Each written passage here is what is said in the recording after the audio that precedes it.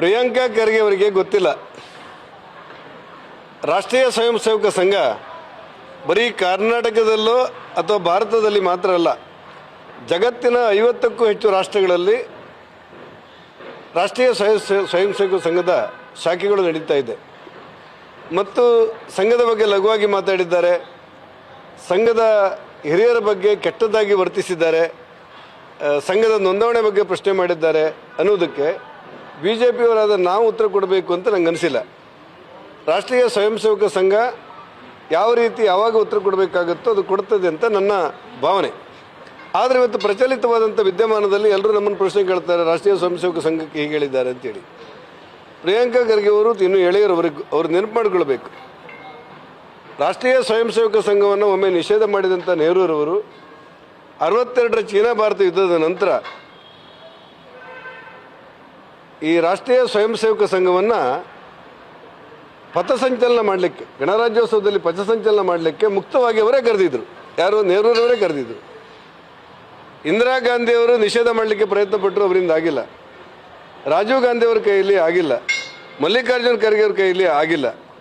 ಹಾಗಾಗಿ ಸಂಘವನ್ನು ನಿಷೇಧ ಮಾಡೋದ್ರ ಬಗ್ಗೆ, ಸಂಘದ ಬಗ್ಗೆ ಏನಾದರೂ ಕಿರುಕುಳ ಕೊಡೋದ್ರ ಬಗ್ಗೆ, ಸಂಘಕ್ಕೆ ಕೆಟ್ಟ ಶಬ್ದದಿಂದ ದೊಡ್ಡವನಾಗ್ತೇನೆ ಅನ್ನುವಂಥ ಭ್ರಮೆಯಿಂದ ಹೊರಗೆ ಬರೋದು ಒಳ್ಳೆಯದು ಅಂತೇಳಿ ನನ್ನ ಸಲಹೆ. ನನಗೆ ಆಶ್ಚರ್ಯ ಆಗುವುದು DK ಶಿವರ ಬಗ್ಗೆ.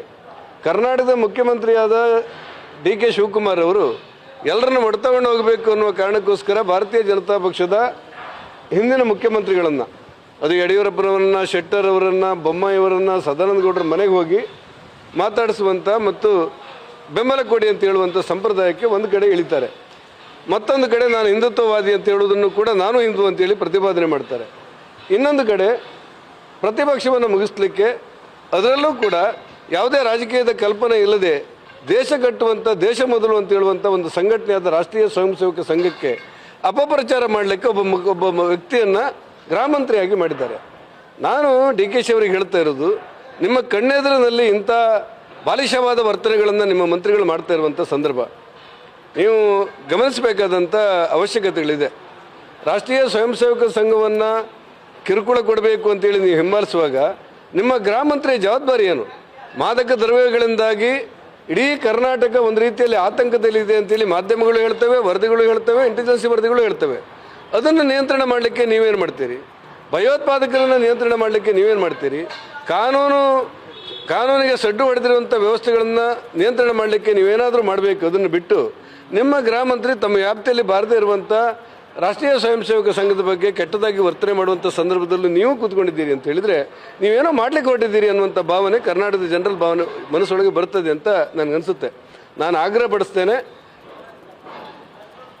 ಮಲ್ಲಿಕಾರ್ಜುನ ಖರ್ಗೆ ಅವರ ಪುತ್ರ ಪ್ರಿಯಾಂಕಾ ಖರ್ಗೆ ಅವರು ಗೃಹ ಮಂತ್ರಿಯಾಗಿ ತಮ್ಮ ಇತಿಮಿತಿಯೊಳಗೆ ಚೆನ್ನಾಗಿ ಕೆಲಸ ಮಾಡೋದನ್ನು ಮಾಡಬೇಕು ಅನ್ನೋದು ನಮ್ಮ ಆಶಯ. ಪ್ರತಿಪಕ್ಷವಾಗಿ ಒಂದು 2-3 ತಿಂಗಳ ಕಾಲ ನಾವು ಕಾಯ್ತೇವೆ. ಯಾಕಂದರೆ ಹೊಸದಾಗಿ ಒಂದು ಮುಖ್ಯಮಂತ್ರಿ ಆಗಿದ್ದಾರೆ, ಸಚಿವ ಸಂಪುಟ ಆಗಿದೆ, ಕಾಯ್ತೇವೆ. ಆನಂತರ ಸರ್ಕಾರಕ್ಕೆ ಯಾವ ರೀತಿ ಬಿಸಿ ಮುಡಿಸಬೇಕು ಅದು ಮುಡಿಸುವಂಥ ಜವಾಬ್ದಾರಿಯನ್ನು ಪ್ರತಿಪಕ್ಷವಾಗಿ ನಾವು ಮಾಡ್ತೇವೆ. ಸರ್, ಅದು ವ್ಯಾಪ್ತಿಗೆ ಬರಲ್ಲ ಅಂತ ನೀವು ಹೇಳಿದ್ರಿ. ಆದರೆ ಅವರು ಗೃಹ ಸಚಿವರು ಈ ಹಿಂದೆ ಸಿದ್ದರಾಮಯ್ಯವರು ಮುಖ್ಯಮಂತ್ರಿ ಆಗಿದ್ದಾಗಲೂ ಪತ್ರ ಬರೆದಿದ್ರು, ಒಂದಿಷ್ಟು ಕಡಿವಾಣ ಹಾಕಬೇಕು, ಹೊರಗಡೆ ಲಾಠಿ ಹಿಡ್ಕೊಂಡು ಓಡಾಡೋದು, ಒಂದು ರೀತಿ ಭಯದ ವಾತಾವರಣ. ಅಲ್ಲ, ನಿಮ್ಗೆ ವ್ಯಾಪ್ತಿಗೆ ಬರುವುದಿಲ್ಲ ಅಂತ ಯಾಕೆ ಹೇಳಿದೆ ಅಂದರೆ, ನನಗಿಂತ ಜಾತಿಗಿಂತ ಧರ್ಮಕ್ಕಿಂತ ನನ್ನ ದೇಶ ಮೊದಲು ಅನ್ನುವಂಥ ರಾಷ್ಟ್ರಭಕ್ತರು ನಿರ್ಮಾಣವಾಗಿರುವಂಥ ಸಂಸ್ಥೆ ಅದು. ಪಾಕಿಸ್ತಾನ ಈ ವಿಧಾನಸೌಧದೊಳಗೆ ಪಾಕಿಸ್ತಾನಕ್ಕೆ ಜೈ ಅಂತ ಹೇಳುವಂಥ ಸಂಸ್ಥೆ ಅಲ್ಲ. ಆ ಹಿನ್ನೆಲೆಯಲ್ಲಿ ಕಾನೂನು ಬಾಹಿರ ಚಟುವಟಿಕೆ ಮಾಡದೇ ಇರುವಂಥ ಒಂದು ಸಂಸ್ಥೆಯನ್ನು ಈಗ ನೀವು ಕಲಬುರಗಿಯಲ್ಲಿ ಏನು ಮಾಡಿದ್ರಿ? ನಿಷೇಧ ಮಾಡಬೇಕಂತೇಳಿ ಏನು ಪ್ರಯತ್ನ ಪಟ್ರಿ? ಕೋರ್ಟ್ ಏನು ಹೇಳ್ತು? ಆನಂತರ ನಿಮ್ಗೆ ಅರ್ಥ ಆಗದೆ ಇದ್ದರೆ ಅದಕ್ಕೋಸ್ಕರ ಹೇಳಿದೆ, ನೀವು ಜವಾಬ್ದಾರಿಯನ್ನು, ನಿಮ್ಮ ಹೊಣೆಗಾರಿಕೆಯನ್ನು ಪುನರ್ ಪರಿಶೀಲನೆ ಮಾಡಿಕೊಂಡು ಉತ್ತಮವಾದಂಥ ಕೆಲಸಗಳಿಗೆ ನೀವು ನಿಮ್ಮ ಶ್ರಮವನ್ನು ವಿನಿಯೋಗಿಸೋಕ್ಕೆ ಹೊರತು ಕೆಟ್ಟ ಕೆಲಸಗಳಿಗೆ ವಿನಿಯೋಗ ಮಾಡಬಾರ್ದು ಅನ್ನೋದು ನನ್ನ